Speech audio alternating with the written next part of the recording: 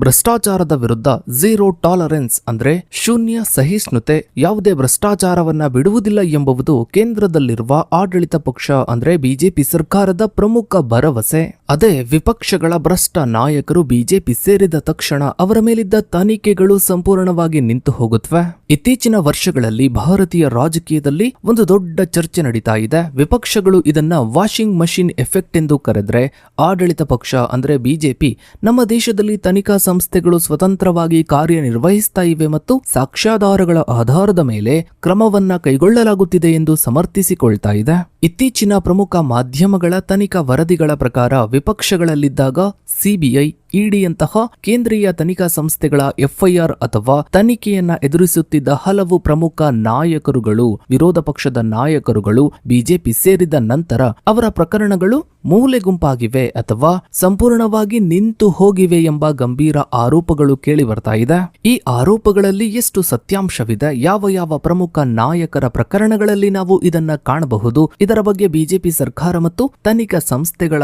ವಾದವೇನು, ಇದು ಭಾರತದ ಪ್ರಜಾಪ್ರಭುತ್ವ ಮತ್ತು ಕಾನೂನು ವ್ಯವಸ್ಥೆಯ ಮೇಲೆ ಬೀರಿರುವ ಪರಿಣಾಮಗಳಾದ್ರೂ ಏನು, ಇದರ ಬಗ್ಗೆನೇ ಒಂದು ವಿಶೇಷ ವರದಿ ಇದೆ ಸ್ನೇಹಿತರೆ. ವಿಡಿಯೋವನ್ನ ಎಲ್ಲೂ ಸ್ಕಿಪ್ ಮಾಡದೆ ಸಂಪೂರ್ಣವಾಗಿ ನೋಡಿ. ಸ್ನೇಹಿತರೆ, ಬಿಜೆಪಿ ನೇತೃತ್ವದ ಎನ್ಡಿಎ ಸರ್ಕಾರವು 2014ರಲ್ಲಿ ಅಧಿಕಾರಕ್ಕೆ ಬಂದ ದಿನದಿಂದಲೂ ಭ್ರಷ್ಟಾಚಾರದ ವಿರುದ್ಧ ಝೀರೋ ಟಾಲರೆನ್ಸ್ ನೀತಿಯನ್ನ ತನ್ನ ಮುಖ್ಯ ಆಡಳಿತ ಸೂತ್ರವನ್ನಾಗಿ ಪ್ರತಿಪಾದಿಸುತ್ತಲೇ ಬಂದಿದೆ. ಸಾರ್ವಜನಿಕ ಹಣ ದುರ್ಬಳಕೆ, ಅಕ್ರಮ ಹಣ ವರ್ಗಾವಣೆ ಮತ್ತು ರಾಜಕೀಯ ಭ್ರಷ್ಟಾಚಾರವನ್ನು ಸಂಪೂರ್ಣವಾಗಿ ನಿರ್ಮೂಲನೆ ಮಾಡುವುದಾಗಿ ಆಡಳಿತ ಪಕ್ಷವು ನಿರಂತರವಾಗಿ ಪ್ರತಿಪಾದಿಸುತ್ತಲೇ ಇದೆ. ಆದರೆ ಕಳೆದ ದಶಕದಲ್ಲಿ ವಿರೋಧ ಪಕ್ಷಗಳಲ್ಲಿದ್ದು ತನಿಖಾ ಸಂಸ್ಥೆಗಳ ತನಿಖೆಯನ್ನ ಎದುರಿಸುತ್ತಿದ್ದ ಹಲವಾರು ನಾಯಕರು ಬಿಜೆಪಿಗೆ ಅಥವಾ ಅದರ ಮೈತ್ರಿಕೂಟಕ್ಕೆ ಸೇರ್ಪಡೆಗೊಂಡ ನಂತರ ಅವರ ಮೇಲಿನ ತನಿಖೆಗಳು ಸಂಪೂರ್ಣವಾಗಿ ಮುಕ್ತಾಯಗೊಂಡಿರುವುದು ಕಂಡುಬಂದಿದೆ. ಇಷ್ಟು ದಿನ ಈ ಬೆಳವಣಿಗೆಯನ್ನ ವಿರೋಧ ಪಕ್ಷಗಳು ಮತ್ತು ರಾಜಕೀಯ ವಿಶ್ಲೇಷಕರು ಟೀಕಿಸ್ತಾ ಇದ್ರು. ಆದ್ರೆ ಈಗ ಸಾರ್ವಜನಿಕರೇ, ಮತದಾರರೇ ಬಿಜೆಪಿ ವಾಷಿಂಗ್ ಮಷಿನ್ ಎಂದು ಟೀಕಿಸ್ತಾ ಇದ್ದಾರೆ. ಸ್ನೇಹಿತರೆ, 2024ರ ಏಪ್ರಿಲ್ನಲ್ಲಿ ಪ್ರಕಟವಾದ ದಿ ಇಂಡಿಯನ್ ಎಕ್ಸ್‌ಪ್ರೆಸ್ ಪತ್ರಿಕೆಯ ಪ್ರಮುಖ ತನಿಖಾ ವರದಿಯು 2024ರಿಂದೀಚೆಗೆ ನಡೆದ ರಾಜಕೀಯ ಪಕ್ಷಾಂತರಗಳು ಮತ್ತು ತನಿಖಾ ಸಂಸ್ಥೆಗಳ ನಡವಳಿಕೆಯ ನಡುವಿನ ಸಂಬಂಧವನ್ನು ಅಂಕಿಅಂಶಗಳ ಸಹಿತ ಬಹಿರಂಗಪಡಿಸಿದೆ. ಈ ವರದಿಯ ಪ್ರಕಾರ 2014ರಿಂದ 2024ರ ಅವಧಿಯಲ್ಲಿ ಕೇಂದ್ರ ತನಿಖಾ ಸಂಸ್ಥೆಗಳಾದ ಜಾರಿ ನಿರ್ದೇಶನಾಲಯ ಅಂದ್ರೆ ಇಡಿ ಮತ್ತು ಕೇಂದ್ರೀಯ ತನಿಖಾ ದಳ ಅಂದ್ರೆ ಸಿಬಿಐ ತನಿಖೆಯನ್ನು ಎದುರಿಸುತ್ತಿದ್ದ ಕನಿಷ್ಠ 25 ಪ್ರಮುಖ ವಿರೋಧ ಪಕ್ಷದ ನಾಯಕರು ಬಿಜೆಪಿಗೆ ಅಥವಾ ಎನ್ಡಿಎ ಮೈತ್ರಿಕೂಟಕ್ಕೆ ಸೇರ್ಪಡೆಯಾಗಿದ್ದಾರೆ. ಈ 25 ನಾಯಕರ ಪೈಕಿ 23 ನಾಯಕರಿಗೆ ಅಂದ್ರೆ 92% ನಾಯಕರಿಗೆ ಅವರು ಬಿಜೆಪಿಗೆ ಸೇರ್ಪಡೆಗೊಂಡ ನಂತರ ಅವರ ಮೇಲಿನ ಕಾನೂನು ಪ್ರಕರಣಗಳಲ್ಲಿ ಗಮನಾರ್ಹವಾದ ಕಾನೂನು ಪರಿಹಾರ ದೊರೆತಿದೆ. ಈ ಪೈಕಿ 3 ಪ್ರಕರಣಗಳು ಸಂಪೂರ್ಣವಾಗಿ ತನಿಖಾ ಮುಕ್ತಾಯ ಕ್ಲೋಸ್ ರಿಪೋರ್ಟ್ ಅನ್ನ ಪಡೆದುಕೊಂಡಿದ್ರೆ, ಉಳಿದ 20 ಪ್ರಕರಣಗಳು ಯಾವುದೇ ಪ್ರಗತಿ ಇಲ್ಲದೆ ಮೂಲೆ ಗುಂಪಾಗಿವೆ. ಕಾಂಗ್ರೆಸ್ ಪಕ್ಷದಿಂದ 10 ಜನ ನಾಯಕರು, ಎನ್ಸಿಪಿಯಿಂದ 4, ಶಿವಸೇನೆಯಿಂದ 4, ಟಿಎಂಸಿಯಿಂದ 3, ಟಿಡಿಪಿಯಿಂದ 2, ಸಮಾಜವಾದಿ ಎಸ್ಪಿ ಪಾರ್ಟಿಯಿಂದ 1, ಇನ್ನು ವೈಎಸ್ಆರ್ಸಿಪಿಯಿಂದ 1 ಬಿಜೆಪಿಗೆ ಸೇರ್ಪಡೆಗೊಳ್ಳುವ ಮೂಲಕ ತಮ್ಮ ತನಿಖೆಯನ್ನ ಮುಕ್ತಾಯಗೊಳಿಸಿಕೊಂಡಿದ್ದಾರೆ.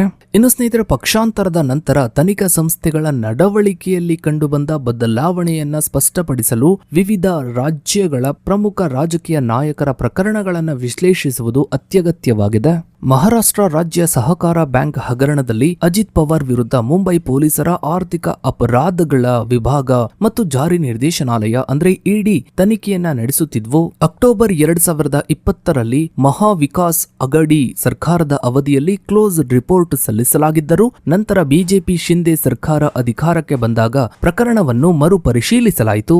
ಆದರೆ ಜುಲೈ 2023ರಲ್ಲಿ ಅಜಿತ್ ಪವಾರ್ ಎನ್ಡಿಎ ಸರ್ಕಾರವನ್ನ ಬೆಂಬಲಿಸಿ ಉಪಮುಖ್ಯಮಂತ್ರಿಯಾದ ನಂತರ ಮಾರ್ಚ್ 2024ರಲ್ಲಿ ಮುಂಬೈ ಪೊಲೀಸ್ ಆರ್ಥಿಕ ಅಪರಾಧಗಳ ವಿಭಾಗ ಮತ್ತೆ ಕ್ಲೋಸ್ ರಿಪೋರ್ಟ್ ಅನ್ನ ಸಲ್ಲಿಸಿತು. ಇದರಿಂದಾಗಿ ಇಡಿ ಹೂಡಿದ್ದ ಮೂಲ ಪ್ರಕರಣವು ಅಪ್ರಸ್ತುತಗೊಳ್ತು. ಇದೇ ರೀತಿ ಏರ್ ಇಂಡಿಯಾ ವಿಮಾನಗಳ ಲೀಸ್ ಮತ್ತು ಖರೀದಿ ಹಗರಣಕ್ಕೆ ಸಂಬಂಧಿಸಿದಂತೆ ಮಾಜಿ ನಾಗರಿಕ ವಿಮಾನಯಾನ ಸಚಿವ ಪ್ರಫುಲ್ ಪಟೇಲ್ ವಿರುದ್ಧ ಸಿಬಿಐ 2017ರಲ್ಲಿ ರಲ್ಲಿ ದಾಖಲಿಸಿದ ಪ್ರಕರಣದಲ್ಲಿ ಇವರು ಎನ್ಸಿಪಿ ಮೂಲಕ ಎನ್ಡಿಎ ಸೇರಿದ ನಂತರ ಸಿಬಿಐ ಅಧಿಕೃತವಾಗಿ ಮುಕ್ತಾಯ ವರದಿಯನ್ನ ಸಲ್ಲಿಸಿತು. ಇನ್ನು ಸ್ನೇಹಿತರೆ, ಈ ರಾಜಕೀಯ ತನಿಖಾ ಪಥದ ಬದಲಾವಣೆಯು ಈಶಾನ್ಯ ಹಾಗೂ ಪೂರ್ವ ಭಾರತದಲ್ಲೂ ಸ್ಪಷ್ಟವಾಗಿ ಗೋಚರಿಸುತ್ತೆ. ಅಸ್ಸಾಂನ ಪ್ರಸ್ತುತ ಮುಖ್ಯಮಂತ್ರಿ ಹಿಮಂತ್ ಬಿಸ್ವ ಶರ್ಮಾ ಕಾಂಗ್ರೆಸ್ನಲ್ಲಿದ್ದಾಗ ಶಾರದಾ ಚಿಟ್ ಫಂಡ್ ಹಗರಣ ಮತ್ತು ಲೂಯಿಸ್ ಬರ್ಗರ್ ಲಂಚ ಪ್ರಕರಣದಲ್ಲಿ ಸಿಬಿಐ ಮತ್ತು ಇಡಿ ತನಿಖೆಗೆ ಒಳಪಟ್ಟಿದ್ರು. ಆದರೆ 2015ರಲ್ಲಿ ಇವರು ಬಿಜೆಪಿಗೆ ಸೇರ್ಪಡೆಗೊಂಡ ನಂತರ ಇವರ ವಿರುದ್ಧದ ತನಿಖಾ ಕ್ರಮಗಳಲ್ಲಿ ಯಾವುದೇ ಗಮನಾರ್ಹ ಪ್ರಗತಿಯೇ ಇಲ್ಲ. ಪಶ್ಚಿಮ ಬಂಗಾಳದ ಸುವೆಂದು ಅಧಿಕಾರಿಯವರು ತೃಣಮೂಲ ಕಾಂಗ್ರೆಸ್ನಲ್ಲಿದ್ದಾಗ ನಾರದ ಸ್ಟಿಂಗ್ ಕಾರ್ಯಾಚರಣೆ ಪ್ರಕರಣದಲ್ಲಿ ಮುಖ್ಯ ಆರೋಪಿಯಾಗಿದ್ರು. 2020ರ ಕೊನೆಯಲ್ಲಿ ಇವರು ಬಿಜೆಪಿಗೆ ಸೇರ್ಪಡೆಯಾಗಿ ವಿಧಾನಸಭೆಯ ವಿರೋಧ ಪಕ್ಷದ ನಾಯಕರಾದ ನಂತರ ಕೇಂದ್ರೀಯ ತನಿಖಾ ಸಂಸ್ಥೆಗಳು ಇವರ ವಿರುದ್ಧದ ಮುಂದಿನ ಕಾನೂನು ಪ್ರಕ್ರಿಯೆಯನ್ನು ಸಂಪೂರ್ಣವಾಗಿ ಮಂದಗೊಳಿಸಿವೆ. ಇದಷ್ಟೇ ಅಲ್ಲದೆ ಮಹಾರಾಷ್ಟ್ರದ ಮಾಜಿ ಮುಖ್ಯಮಂತ್ರಿ ಅಶೋಕ್ ಚವಾಣ್ ಅವರು ಆದರ್ಶ್ ಹೌಸಿಂಗ್ ಸೊಸೈಟಿ ಹಗರಣದಲ್ಲಿ ಪ್ರಮುಖ ಆರೋಪಿಯಾಗಿದ್ರು. ಆದರೆ 2024ರ ಆರಂಭದಲ್ಲಿ ಇವರು ಕಾಂಗ್ರೆಸ್ ತೊರೆದು ಬಿಜೆಪಿಗೆ ಸೇರ್ಪಡೆಯಾಗಿ ರಾಜ್ಯಸಭಾ ಸದಸ್ಯರಾದರು. ಈ ಪ್ರಕರಣವು ಪ್ರಸ್ತುತ ಸುಪ್ರೀಂ ಕೋರ್ಟ್ ತಡೆಯಾಜ್ಞೆಯಲ್ಲಿದ್ದರೂ ಇವರ ಪಕ್ಷಾಂತರದ ನಂತರ ತನಿಖಾ ಸಂಸ್ಥೆಗಳ ಸಕ್ರಿಯತೆ ಆಕ್ಟಿವಿಟಿ ಸಂಪೂರ್ಣವಾಗಿ ಕಡಿಮೆಯಾಗಿದೆ. ಶಿವಸೇನೆಯ ಪ್ರತಾಪ್ ಸರ್ನಾಯಕ್ ವಿರುದ್ಧ ಎನ್ಎಸ್ಇಎಲ್ ಹಗರಣದಲ್ಲಿ ಇಡಿ ನಡೆಸುತ್ತಿದ್ದ ಆಸ್ತಿ ಜಪ್ತಿ ಮತ್ತು ವಿಚಾರಣೆಗಳು ಹಾಗೂ ಭವಾನಾ ಗವಾಳಿ ಅವರ ಮೇಲಿದ್ದ ಆರ್ಥಿಕ ಅಕ್ರಮ ಆರೋಪಗಳು ಅವರು ಎನ್ಡಿಎ ಜೊತೆ ಕೈಜೋಡಿಸಿದ ನಂತರ ಇವು ಕೂಡ ಮೂಲೆಗುಂಪಾಗಿವೆ. ಇನ್ನು ಕರ್ನಾಟಕದಲ್ಲೇನೂ ಕಮ್ಮಿ ಇಲ್ಲ. ಸಾಕಷ್ಟು ಜನ ನಾಯಕರು ತಮ್ಮ ಲಾಭಕ್ಕಾಗಿ ಜಂಪ್ ಆಗಿರೋದನ್ನ ನಾವು ಕಾಣಬಹುದು. ಸುಧಾಕರ್ ಇರಬಹುದು, ಜಾರಕಿಹೊಳಿ ಇರಬಹುದು, ಹಾಗೆ ಮುನಿರತ್ನ ಇರಬಹುದು. ಹೀಗೆ ಸಾಕಷ್ಟು ಜನ ನಾಯಕರು ಜಂಪ್ ಆಗಿರೋದನ್ನ ನಾವು ಕಾಣಬಹುದು. ಇನ್ನು ಸ್ನೇಹಿತರೆ, ವಿರೋಧ ಪಕ್ಷಗಳು ಈ ಪರಿಸ್ಥಿತಿಯನ್ನು ರಾಜಕೀಯ ಲಾಭಕ್ಕಾಗಿ ತನಿಖಾ ಸಂಸ್ಥೆಗಳು ದುರ್ಬಳಕೆ ಮಾಡಿಕೊಳ್ತಾ ಇರುವ ಉದಾಹರಣೆ ಎಕ್ಸಾಂಪಲ್ ಎಂದು ನಿರಂತರವಾಗಿ ಪ್ರತಿಪಾದಿಸ್ತಾ ಇವೆ. ತನಿಖಾ ಸಂಸ್ಥೆಗಳ ಕಾರ್ಯಾಚರಣೆಯ ದತ್ತಾಂಶಗಳನ್ನು ಅಂಕಿ ಅಂಶಗಳನ್ನು ಪರಿಶೀಲಿಸಿದಾಗ 2014ರ ನಂತರ ಇಡಿ ಮತ್ತು ಸಿಬಿಐ ದಾಖಲಿಸಿದ ಒಟ್ಟು ರಾಜಕೀಯ ಪ್ರಕರಣಗಳಲ್ಲಿ 95%ಕ್ಕೂ ಹೆಚ್ಚು ಪ್ರಕರಣಗಳು ವಿರೋಧ ಪಕ್ಷದ ನಾಯಕರ ವಿರುದ್ಧವೇ ಇವೆ ಎಂಬುದು ತಿಳಿದು ಬರುತ್ತೆ.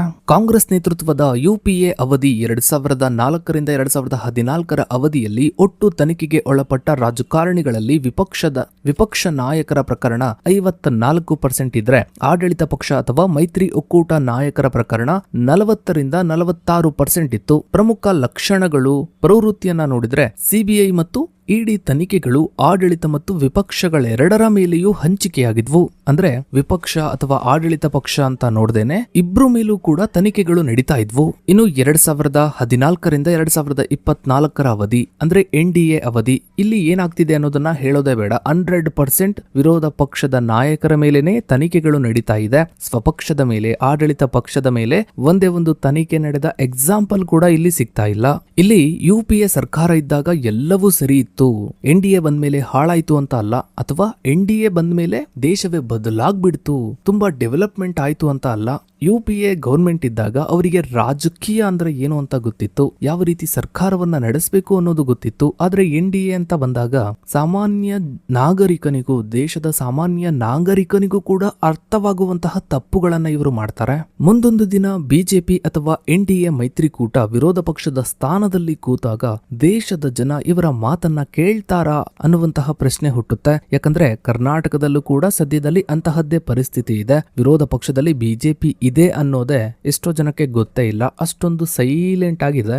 ಸೊ ಇದಾಗಿತ್ತು ಸ್ನೇಹಿತರೆ ಇವತ್ತಿನ ಈ ಒಂದು ವಿಡಿಯೋದ ಬಗ್ಗೆ ನಿಮ್ಮ ಅನಿಸಿಕೆ ಅಭಿಪ್ರಾಯಗಳನ್ನ ತಪ್ಪದೆ ಕಮೆಂಟ್ ಸೆಕ್ಷನ್ ಅಲ್ಲಿ ಕಮೆಂಟ್ ಮಾಡಿ. ಹಾಗೆ ವಿಡಿಯೋಗೊಂದು ಲೈಕ್ ಮಾಡ್ತಾ ವಿಡಿಯೋನಾದಷ್ಟು ಎಲ್ಲ ಕಡೆ ಶೇರ್ ಮಾಡಿ. ನೀವಿನ್ನು ನಮ್ಮ ಚಾನಲ್ಗೆ ಸಬ್ಸ್ಕ್ರೈಬ್ ಆಗಿಲ್ಲ ಅಂದ್ರೆ ಕೆಳಗಡೆ ಕಾಣ್ತಾ ಇರೋ ಸಬ್ಸ್ಕ್ರೈಬ್ ಬಟನ್ ಕ್ಲಿಕ್ ಮಾಡಿ. ಹಾಗೆ ಪಕ್ಕದಲ್ಲಿ ಕಾಣೋ ಬೆಲ್ ಐಕಾನ್ ಕೂಡ ಕ್ಲಿಕ್ ಮಾಡಿ. Thanks for watching.